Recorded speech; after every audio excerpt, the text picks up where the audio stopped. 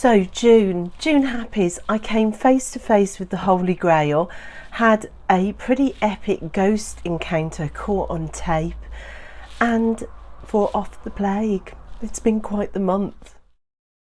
Oh my gosh, it's super hot, as you can tell by Rupert collapsed in the corner of the tarot room trying to find somewhere cool to lie. It's really nice to be back. I'm not 100% well yet after 2 weeks of being really poorly, but it's nice to be back and to try and piece together my June happies, which was incredible really. I spent a bit of time up in Wales, a lot of time in this field at the back of the caravan. This is the field that backs onto the tiny little caravan site where my caravan is in Wales. It's brilliant having this field because it means I can walk the dogs 2 or 3 times a day round this field, and it's been gorgeous. There have been red kites and hawks that fly and swoop over, as well as all of the seagulls, of course. There's been sunsets and sunrises from the balcony and also sitting in this field, and the whole field has just been full of really beautiful wildflowers before it was mowed. There were these glorious little starwort flowers that I just think are really like what they say, they're little stars in the grass.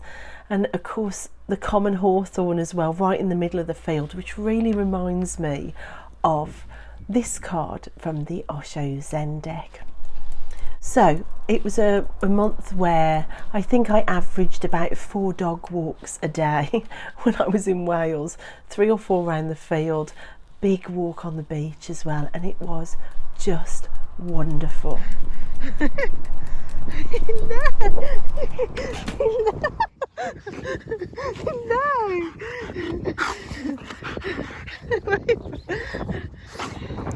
Of course, my favourite beach beckoned, the beach with the river that backs onto it, and we walked beyond the beach, me and the dogs, and it looks so different at this time of year. The last time I did this walk was in spooky season at the end of the last season, but look at it in June. All the rhododendrons were out. You couldn't see them from the beach, you could only see them as you got up close. So you've got pink wildflowers, pink rhododendrons. It was just a mass sea of pink bloom, and it was just glorious. Gone was all the spooky factor that I felt around this house on the hill in October, and instead it was just glorious blooms that just lured me further and further on. This walk turned into a 2-hour walk. I just couldn't stop. Around every corner there was something more incredible. The rhododendrons spilling out. So in places like this I had to bend down with my ears full of buzzing bees to get past. And soon I made it out onto the road where these woods were. I've never walked past this point, but the woods were just a sea of pink as well. Look, there's a view back to the beach. And I decided to go exploring down this lane, which was so quiet. There was just 2 houses at the end of the lane, a no through road. So nature puts on all of this beauty just for itself, because there was nobody there really, and it was such a magical walk. The alarm bells going off by the birds in the woods tells you how quiet this lane is normally. There was a very upset blackbird following me, wondering what me and the dogs were doing on his road. So soon I doubled back and found what I thought was the cycle path, and I knew I'd got to cross water to end up the other side of the river, and very soon here we were crossing water. So I was pretty certain that this was the cycle path I needed to loop back. And look, there's the spooky house on the hill, but from the other side of the river. And you can see, look at all the wild bunnies one side, the river the other. It was such a beautiful walk back to the car park, past seaside gardens on terraces. So every day we went for a walk, including in the golden hour, the most incredible sunset one night. I got down there and the beach was empty. It was just me and the dogs, and a river turned golden. It was spectacular, this walk. There were birds and swans out, and a setting sun, and an empty beach with a wild ocean. I left Rupert swimming. This is the good thing about this beach. Rupert can swim. I can walk up to the beach, but I can still see him. But he didn't want to come out the water. So me and Luna walked up to see the sun. But soon he noticed we weren't watching him swim anymore. And look how fast he covers distance when he wants to run. Boy. So the light turned everything to fire. The dogs' coats were on fire. All the wildflowers were on fire. The water was on fire. The rocks and the pebbles were on fire. I mean, look at Luna. She looked bright orange. The sand was all golden. It was absolutely beautiful. And of course, the dogs are always beside themselves with joy.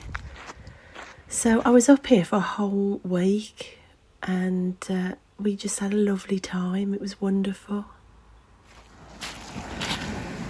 So I decided to sit down by the waves and just watch the sun go down. The dogs hated it though. They were trying to corral me away from the ocean. It's the only time they ever stay super close, and they try and body block me from the ocean. They're so cute. They don't like the noise. They love it for themselves, but not if I'm too close. That's when they get all protective. And they don't wander far before they realise that they've left me alone, and they rush back to protect me again. It's just super cute. Hello. Hello. So walks like this were a massive highlight for me of June, and seeing my dogs so happy and just connecting with the elements and the big skies and the wildflowers and the sounds and the smells of this wild place. I just love it so much. Walking a dog that likes to swim when you've got a beach that backs onto a river is just the best way to see a sunset. One day up at the van, I decided to go on a little adventure without the dogs. All around the van there are signs for Nantyos Villa, a big house in the area. Brown signs, so I assumed it was a National Trust property or something like that. And I decided to go and check it out and see if it's something that the kids would like to visit with me when they were up there. Little did I know it wasn't open to the public, it was a private hotel. So as I pulled down this incredible driveway past a man-made lake with herons on, I began to be a bit suspicious that I was in the wrong place. So I pulled up and I went inside to check, but they were so lovely. They told me to have a look around, to go and look around the grounds and the woods, and that was perfectly fine to do and to come back whenever I wanted. So that's exactly what I did. I decided to explore the grounds of the Nantyos Villa. Little did I know its history, and little did I know of what would happen to me in the grounds. So in this sweeping landscape I visited Nantyos Mansion, and here it is. Look at it, a beautiful Georgian building that in its heyday stood in 33,000 acres. It had been a family home for 180 years, 69 rooms, a Georgian mansion. Now it stands in its own grounds of about 30 acres, of which I was told to go and explore, so I did. And I just thought it was amazing. Here is a walled garden. Now inside the middle of this walled garden there used to be big greenhouses that they are looking at renovating again. And then to the back, this was the old stable block. Now this used to have a brass horse and eagles on the top before it was sold off, in the Roman style of architecture. And I carried on walking around the walled garden after looking around the stables. I think this is probably the edge of the old greenhouse.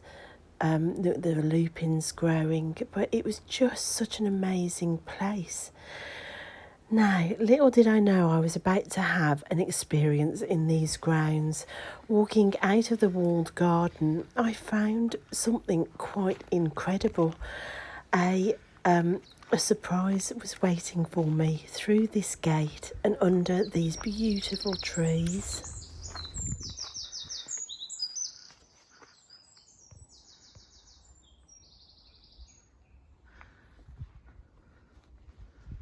So not only had I felt a shift in the energy and I was beginning to feel a little bit spooked, to be honest, but I also turned the corner of these trees and came across a labyrinth under the trees, a labyrinth for something called the nantyos cup, believed to be the Holy Grail used by Jesus in the Last Supper. So the journey of the nantyos cup, it came from Glastonbury and was housed originally at the Abbey Strata, Florida, which is just up the road. But when all the abbeys were being torn down, 7 monks transported the nantyos cup to Nantyos Mansion for safekeeping, to be hidden, where it remained and then fell into the possession of the Powell family when the last of the monks died. So all of a sudden I'm standing in the grounds where the Holy Grail was said to have been hidden. I couldn't believe it, so I began to walk the labyrinth. However, as I walked the labyrinth, I could feel people around me. I didn't know about the monks at this point, and I thought there were monks around me. At one point I screamed because I stopped walking and the footsteps carried on around me and something bumped into the back of me. I only felt safe and without the energies bumping into me once I got to this central point.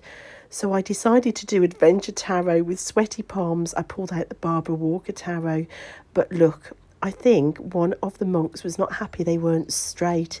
Do you see the moon card straighten by itself? There was no wind. It was a still day, and yet the card straightened by itself.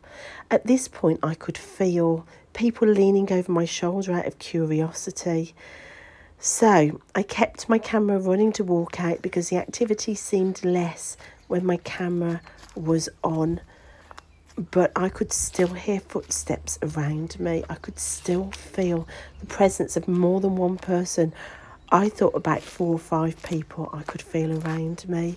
It was the most incredible encounter I've ever had, which led me to go back into the hotel after I'd walked the grounds to say, "Do you have any ghosts in the grounds?"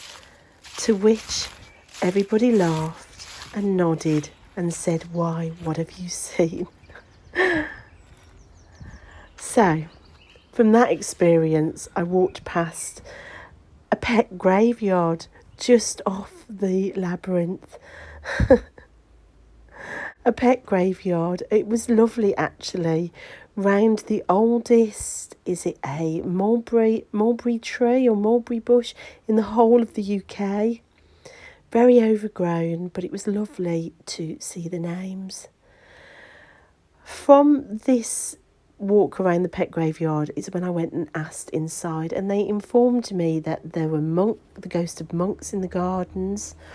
Also, in the stable yard is full of activity because the groom, William Griffith, was killed there. He was killed by the head gardener, Rice Walters, on the 12th of October 1782, was killed with a garden rake, and he's seen often in the grounds, often by the labyrinth.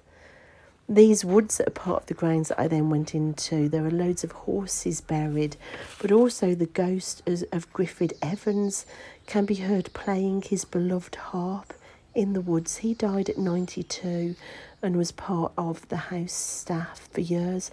The house itself is haunted by a grey lady. They have smoke apparitions, rocking chairs moving. The grey lady is said to be Elizabeth Owen. So little did I realise, but these grounds are absolutely full of ghosts. As I walked through the woods and came out near the man-made lake, there was also a ghost here because one of the workers drowned in the lake and his ghost is seen around. Luckily, I only saw herons and more rhododendrons today as I walked round. But what an incredible experience. This house where the Holy Grail had come. The Holy Grail, it was hidden at the mansion for a number of years, made of olive wood. It was eventually stolen but returned later in Hereford, given up because it had weird vibes, and now it's housed here. This is the National Library of Wales, which I knew was in Aberystwyth and I'd never visited because it's on a turn-off near the art centre, and I always go to the art centre, and I'd never been here, but I came here on a mission in June to find the Holy Grail. I couldn't believe it, and when I pulled up the hill and saw what this place was like, it blew my mind. And look at the very top staircase, there it is, the nantyos cup. I turned this corner and there it is in the case. I was so emotional. I was stood here for ages trying not to cry. The nantyos cup, face to face with the Holy Grail. Look, there's some pictures of Strada Familia. And look, there is Nantyos Mansion. I wasn't expecting to come face to face with the Holy Grail, the healing cup used in the Last Supper in June. But there you go, that's what happened in June, and it was amazing. Who would have thought that a visit to what I thought was a National Trust property would lead to such an amazing experience? And then I walked around the Library of Wales, which is an amazing place with old-fashioned reading rooms on many tiers and collections of the most incredible books. It's an odd building where old meets new, and it makes strange courtyards. You can lose your bearings quite quickly here. And it was full of different exhibition spaces, which were just all amazing.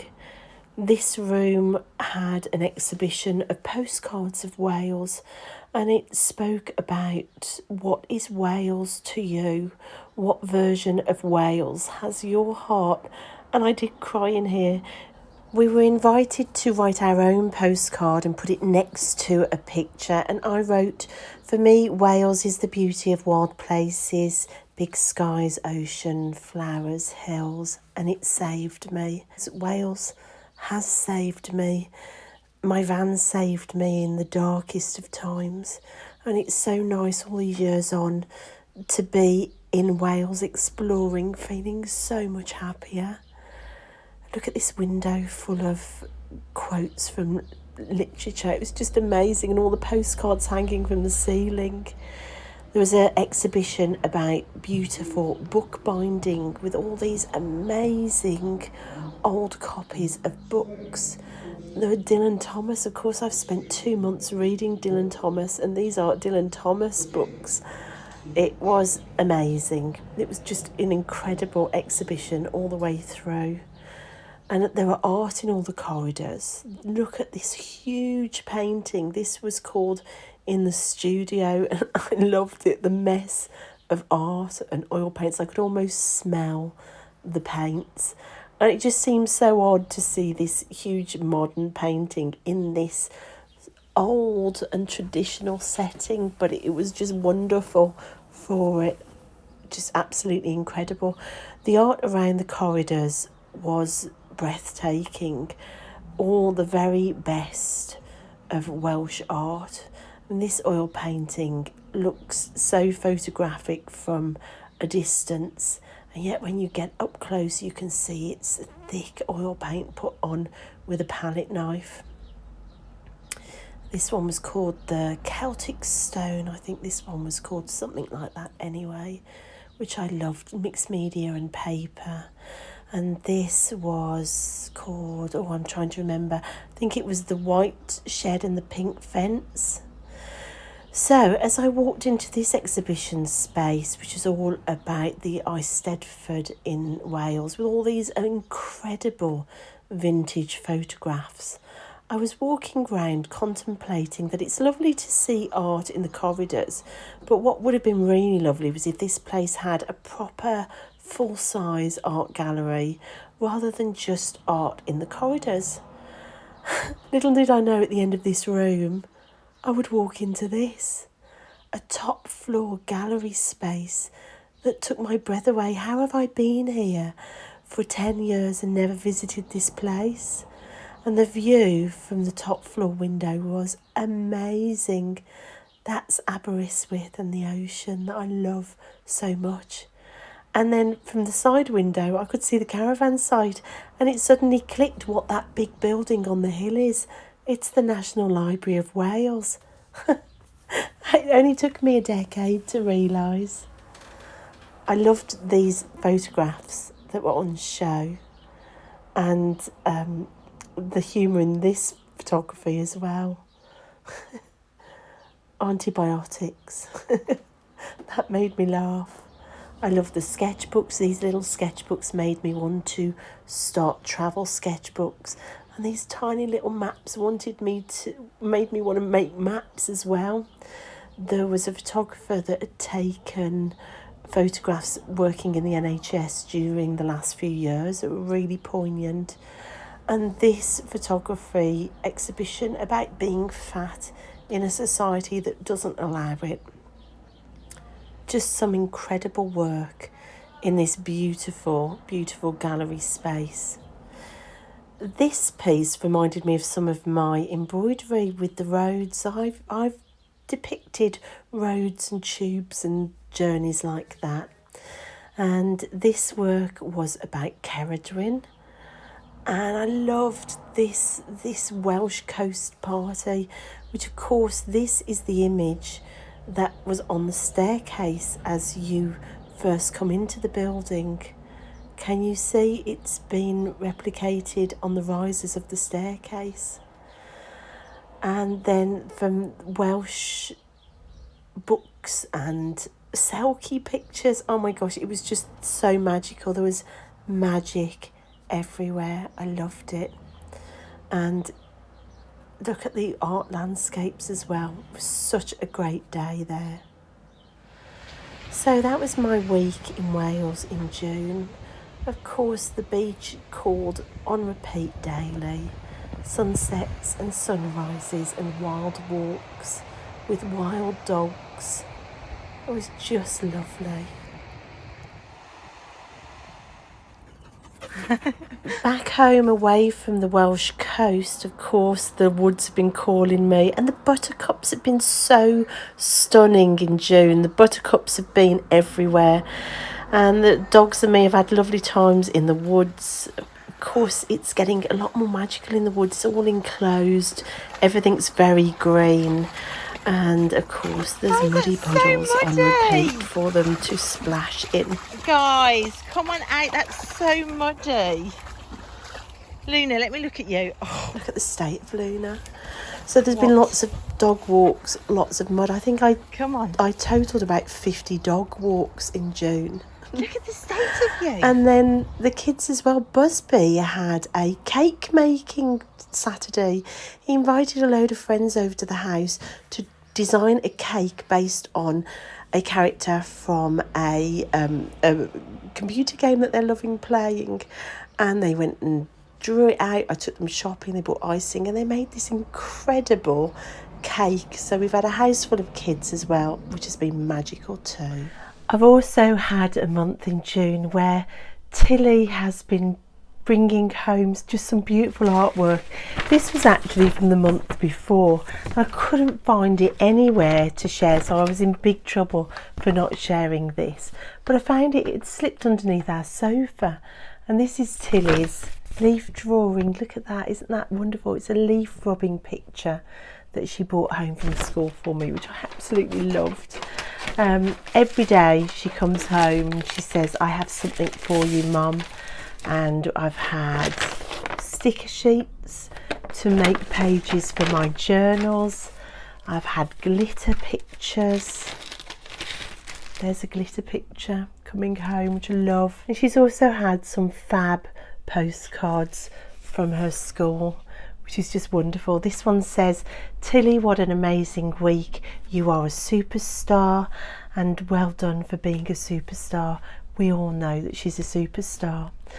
Also, with the Jubilee celebrations that we've had in Britain, she did loads of Jubilee activities at school, and she made me a crown to wear. She came home and she said, "I've made something for you for Jubilee." And this is it, and I love it.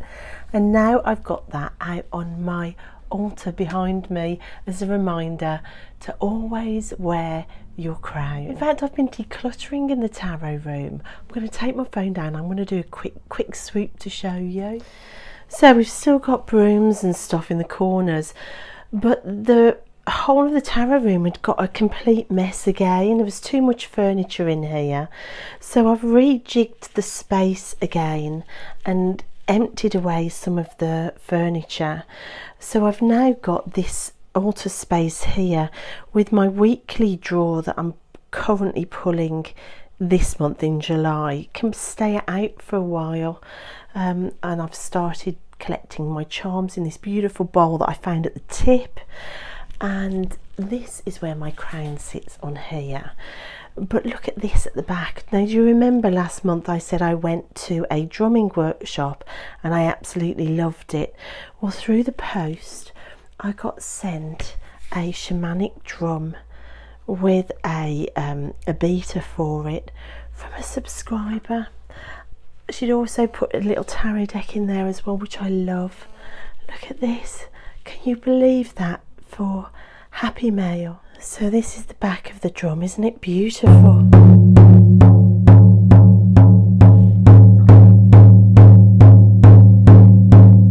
So all of that sits on my altar with so much gratitude. So thank you so much for that. That was really special in June. And the deck that got sent with the shamanic drum, which is I still can't quite get over it, is this one, the Pre-Raphaelite Tarot from Total Tarot. I think this one came with the Tarot magazine. It's by Lo Scarabeo, and it is absolutely gorgeous. Look at the backs. It's just so wonderful. So yeah, this blew me away to receive this and the shamanic drum as a thank you for my videos and just a way to connect was really something special. And of course I love Pre-Raphaelite art.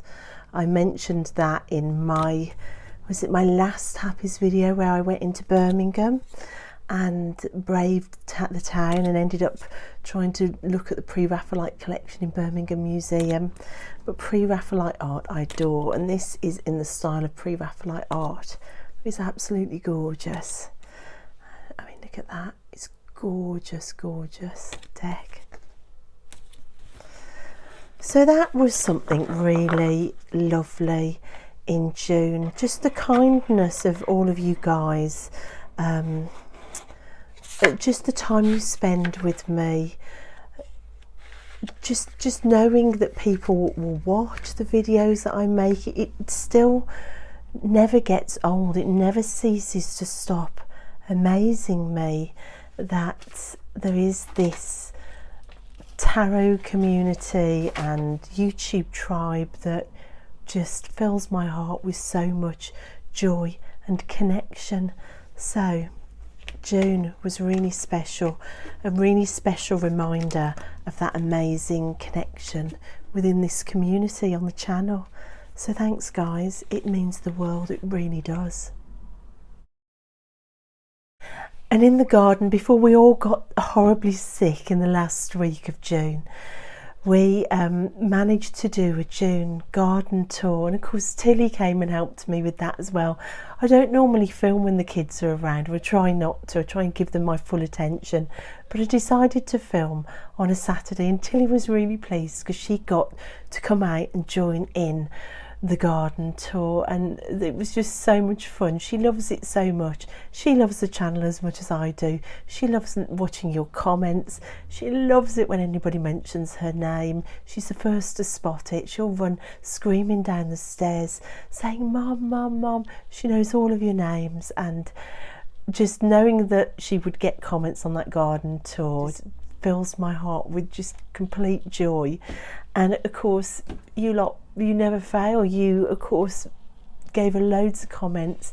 She loved it, and she loves you guys as much as I do, which is just wonderful. So to do a garden tour with Tillian was just really special. Some other garden memories. When I came back from my week at the caravan, I spotted pink through the kitchen window in the morning, and I opened the back door to the roses finally in bloom. Then I treated myself to some really cheap plants, and the bunting was washed and put back up. A garden with bunting is such a joy. I can't tell you how much it makes me smile every single time I walk out. And then there was the bag full of frogs and fleas, which wasn't so great. Finding the blueberry bush from last year and planting that was awesome. Just generally the garden, it's just been wonderful. It's been a sea of flowers with the roses opening, and it's just been wonderful. But above everything else, I think the lavatiera this summer so far has been the thing that has blown my mind. We have a second colour lavatiera that's appeared from nowhere.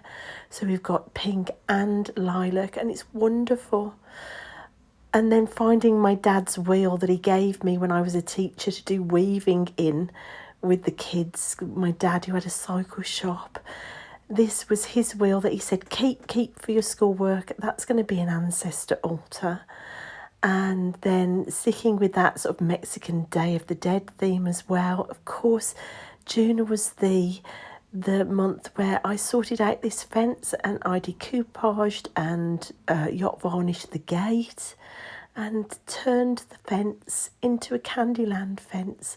I also cleared all this path and the vegetable garden, so I've been busy. So now books, and I haven't really done loads of reading during June. I've loved the library in Wales by the sea. I've loved visiting there. That's been really just a joy to visit. The first book I read was Swinging in the Sun on my caravan balcony, and this was a book all about silk weaving, loosely based on the true life story of Anna Maria Waite, who was a really famous Spitalfield silk designer, famous for her vivid floral designs. You can see here her house. This story kind of evoked the feeling of 18th century Spitalfields London and the life of silk designers. It was a story of love and betrayal and intrigue, and I loved it. And of course I spent time at the library. This is my library bag, and I adore going to the library. So I was racing to read these books that needed to be returned. So this was the Blackberry and Wild Rose book about silk weaving. I haven't yet finished this monster of a book, The Wild Isles, but it needs returning, unfortunately. So I'm going to take this out another day, but this has just been a wonderful read throughout June as well, of all the best nature writing for Britain and Ireland. It's just been wonderful. Of course, I read this book by Dylan Thomas's daughter, a memoir, last month, so that needs to be returned. And it's just got me so fascinated with the life and works of Dylan Thomas, and that hasn't ebbed at all through June. And there's the poetry book that I read. So it's just been a case of keep researching him, really. It just really has captured my attention. This slow book on slow living got read the previous month, so this needs returning as well. Cunning Women was a book read last month as well. That was about the witch trials and witchcraft.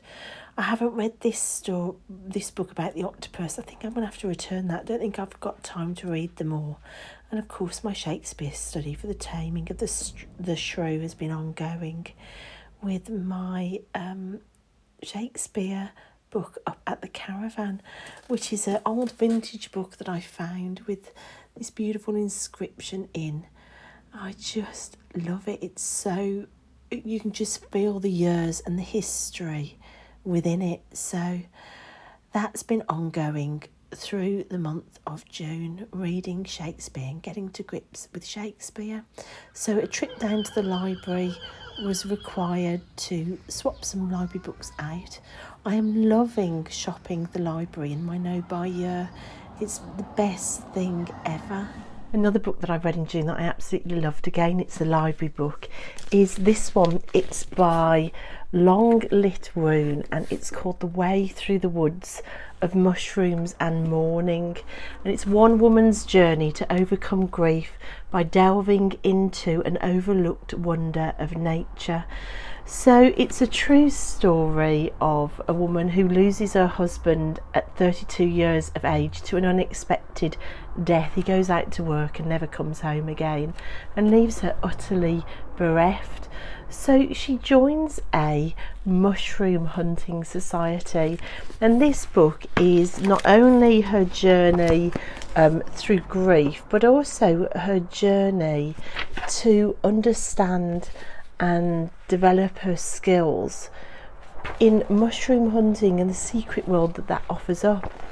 And it's absolutely fascinating. It's turned me from somebody that was never in the least bit interested in mushrooms to somebody that is actually now actively searching for a mushroom hunting society locally. I have to excuse the noise of the traffic. It's boiling again. I'm on day 2 of trying to film this because I am struggling still a little bit with how poorly I feel, and yesterday's bit of filming wiped me out, so it's boiling again today. The windows are open and we're on day 2. So The Way Through the Woods. She describes falling into grief as willingly going into inner exile, which I thought was wonderful. She says that everything I thought of as fixed and permanent, as solid load-bearing beams, has been turned into feather-like bubbles, floating slowly away and vanishing from view. I was like the lightest of ping-pong balls pulled into the ocean and tossed hither and yon on the swell. So that gives you an idea of her kind of style of writing and how lovely it is. She also compares walking through grief as the field work of the heart, and I think anybody that's had any sort of grief to walk through, that will resonate with them. Grief as the field work of the heart. And in doing that field work, she equates the mushrooms that she learns about and finds and manages to identify as the rest stops within that field work of grief. So her journey into discovering mushrooms and doing that field work of the heart, that grief work, is very intertwined. But personally, I found out so much about mushrooms myself. I didn't know that mushrooms grow under specific trees. They have like a symbiotic relationship. I didn't know that many mushrooms are microscopic, or that there are 44,000 species of mushrooms in Norway alone. The fact that I found the most incredible to learn, and I thought to myself, how can I be 53 and not know this, is the anatomy of a mushroom, and the fact that the bit of the mushroom that we see above ground is only the fruit of the mushroom, and the mushroom itself is underground. So the mushroom poking up above ground is like an apple on an apple tree, but the actual tree itself, the mushroom, is all underground. I never knew that. So we only get to see that visible mushroom above ground for a really short span of the mushroom's year. Like apples on an apple tree, they're there and they're gone, but the tree part of the mushroom is all underground, going on the rest of the time as well. The world's largest organism is actually a mushroom found in Oregon. It's called the humongous fungus, and it's a mushroom that stretches 4 miles squared underground. That just blew my mind. So reading this book kind of opened up my mind and my imagination and my eyes for mushrooms. And one day in June, when I was walking through the woods, I thought to myself, I am going to look for mushrooms as I walked through the woods. And literally, as I thought it, I looked down, and in front of me I spotted the edge of a mushroom growing under leaves. I literally could not believe it. The excitement for this first ever wild mushroom spotted in the woods was off the scale. I felt like a kid on Christmas Day. It was just amazing. And then later on in the woods again, I spotted another load of mushrooms. I'm not sure what any of them are, but just the excitement of that was massive in June, and I have this book to thank for it. So apart from those 2 books, the only other books I've been dipping in and out of have been tarot books. So in June I decided that it was about time I actually worked with my Rider-Waite Smith. This is a yellow box that I got gifted from a friend.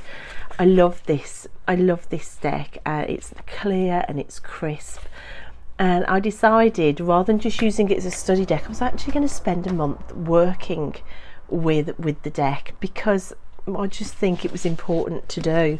And I worked with it with this book, The Secrets of the Waite Smith Tarot, which basically takes each card and all the symbolism within each card and explores it. It's a brilliant book. You've got the design, you've got all the key symbols in each card explained. It goes on to look at the artwork and where Pamela Coleman Smith's artwork might have originated from. So it's all secret hidden symbols and symbology and artwork practices around the Rider-Waite, which I love.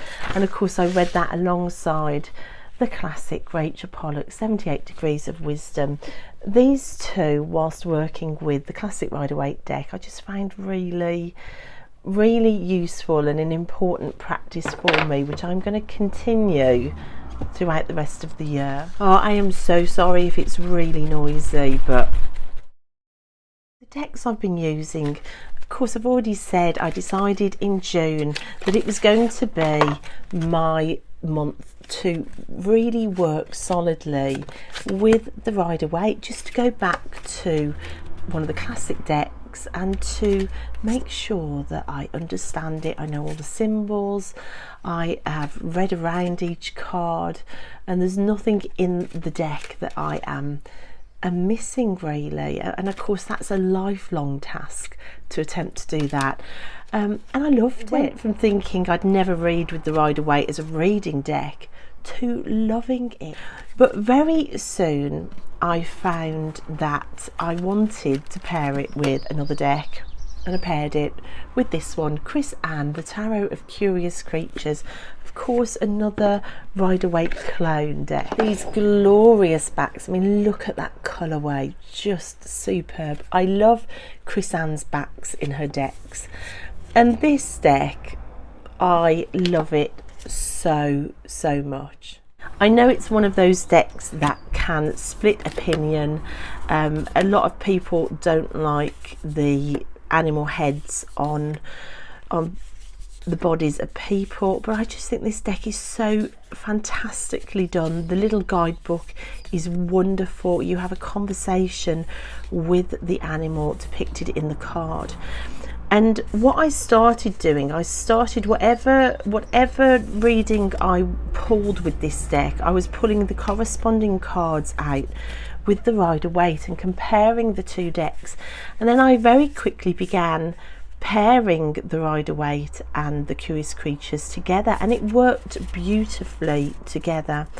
And it was really useful to spend a month using these 2 decks and deep diving with both decks, because then I had the joy of going on to 3 Girls, 1 Deck for an episode to try and convince Sarah and Heather and Julie to love the Tarot of Curious Creatures.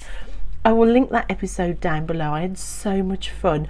All the study that I'd done with the 2 decks really came into play as I tried to convince the 3 of them to love this deck as much as I do. I'll definitely link that episode. If you are interested at all in this deck, it might be a fun episode to watch. Not only do you get my enthusiasm and a lack of enthusiasm from definitely Julie. Heather, I began to sway. Sarah actually ordered the deck in the episode, the first time that's ever happened, which was wonderful. But it gives you a difference of opinion, but you can also hear my arguments for why this deck is so brilliant. Like I said, I think it just worked amazingly well with the basic Rider Waite. The two of them paired together in a reading were brilliant. As part of my discussions on Three Girls One Deck, talking about animal bodies and people and animal heads all mixed up, this tarot also came into the discussion. The Bohemian Animal Tarot, it's another Rider Waite clone. It's another deck where animals and humans are mixed together. And after I did that episode, I realised it's another deck that I hadn't worked with yet. These are the backs. I realised that I also wanted to bring this into play. So actually the three decks, the original Rider Waite, the Curious Creatures, and this deck, I put together as a trio, and again I loved it. Although the artwork is very different, the three decks literally sang together, and what the Bohemian Animal Tarot and the Curious Creatures decks both have in common is they're brilliantly done, and they've got brilliant guidebooks. I think either deck is just, you can't go wrong with either of them. They both have a lot to offer up. They're not just novelty silly decks with animal heads modelled in. They are really thoughtful, really useful, really poignant decks to work with, and I loved it. I then began to add in other oracles with the two decks. So I added in this Amenti oracle, which I loved working with at the start of June.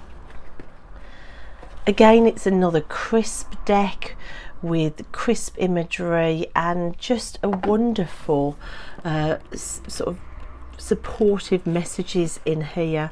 It's based on Egyptian mythology and the 42 ideals of Mart. So ideals like I honour virtue, I benefit with gratitude, I am peaceful, I respect the property of others, I relate in peace, I create harmony, I communicate with compassion, I am humble.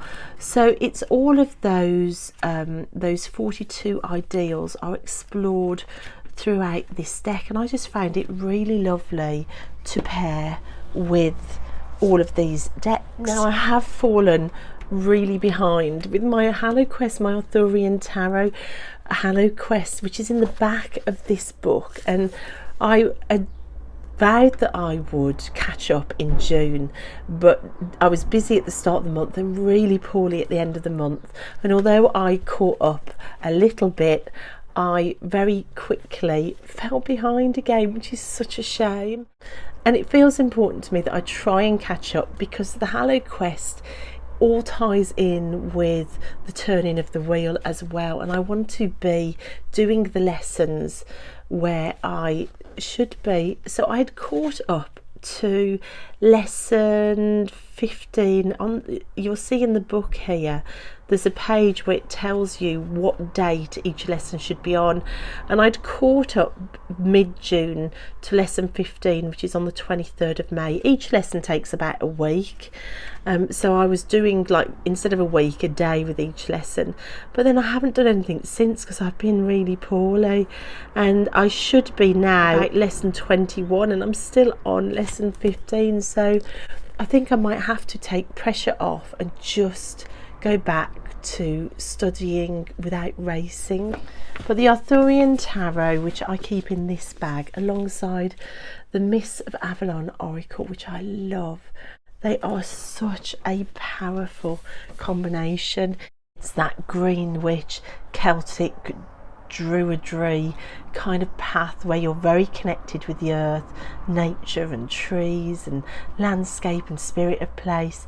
These are the decks I'm discovering I completely love, and these two are such a staple in my spiritual walk. Oh my gosh, it's so noisy here, the traffic is going mad. Tilly's off school and she's screaming in the background. I am sorry guys, but it's just too hot to close the window. I did have some kind of personal traumas as well in June, and the Nicoletta ceccoli and the zombie tarot came out, which are my go-to deck pairing for when life has me on my knees falling apart. And it only took one reading, and I'll put some of the card combos that I pulled in that reading in here. It took one reading to reground, to regroup, to calm down and to step out of the trigger.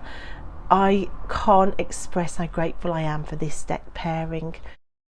And in a similar vein, I've started using this deck. Now, this is a board game that I bought from my local charity shop for 30p, and when I opened it up, the plan was to have family game nights, but when I opened it up, it's absolutely full of cards, all with different pictures, and the game is you look at the card for 30 seconds and then you get asked questions about the card. You have to roll a dice and you ask the question and you have to see if you can win the card or not. And to be honest, in our world of Netflix and computer games and Minecraft and Fortnite and all the games the kids buy, they looked at this game and nobody wanted to play it, including me. So for 30p I was going to return it to the charity shop, but then I realised I have a whole deck of cards here, and I started pulling just 3 cards at a time for a sort of quite personal, I'm not going to say why, but for a healing path. I didn't know what deck to use. There was no deck that I could decide on, and I was umming and ahhing about what deck to choose, and I looked at this and I thought I'm going to use the stair deck. To say it's been unbelievable so far and jaw-droppingly magic and just unbelievable, the card pulls, is an understatement. Now, the cards are made up of all sorts of strange imagery, as you can see here. There's sort of old vintage cartoon imagery, there's illustrations, there's family photographs, there's magazine prints, there's teddy bears, there's old advertising slogans, there's classic art, classic advertising posters in here. There's all sorts. You wouldn't think it would work, but it really, really has. So that's it for the decks I used. Artwork, I've only done a tiny bit, which I'm not going to share yet. The plan was to catch up on work in the art studio in the last 10 days of June, but unfortunately I caught COVID, as did Busby, as did Poppy. It's the new variant that's in the UK at the moment, and it is a gnarly beast. And it floored all 3 of us. Tilly, thank goodness, didn't have COVID because she's only just 3 months in recovery, and I think her immune system was still working with it. But we were very poorly. I am now 15-16 days after catching it, and I'm still not functioning. I still feel like I need to lie down after filming this. Like I said, this has taken 2 days. Still can't breathe properly, still coughing, still all over the place. You can hear it in my voice as well.